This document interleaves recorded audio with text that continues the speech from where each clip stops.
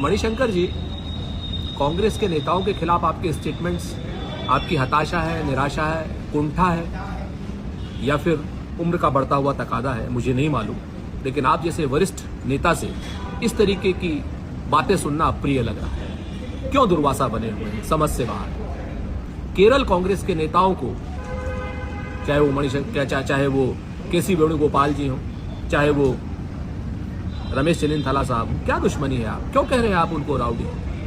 उन्हीं राउडीज के साथ में आप लगातार बरसों बरस साथ में रहे, अब तक नहीं थे। पवन खेड़ा जी को आप उल्टी सीधी बातों से नवाज रहे हैं, मसला क्या है?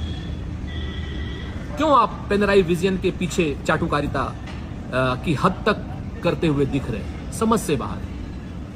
कोई बात हो तो स्पष्ट बताइए, वरना इस तरीके से दुर्वासा बन करके आप किन फोर्सेस का नुकसान कर रहे हैं? आपको मालूम है केरल 10 साल से किस मिसरूल में है,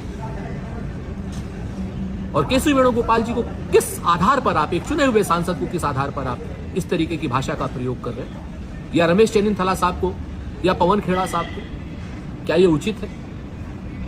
अगर कोई बात है तो स्पष्ट बताइए, और कोई लोभ प्रलोभन लालच है तो भी स्पष्ट बताइए। उम्र की इस सीमा में उचित नहीं लगता है किसी भी कांग्रेसी के लिए कि इस तरीके की हल्की भाषा का प्रयोग अपनी पार्टी के आगे बढ़ते हुए उदयमान नेताओं के लिए करें।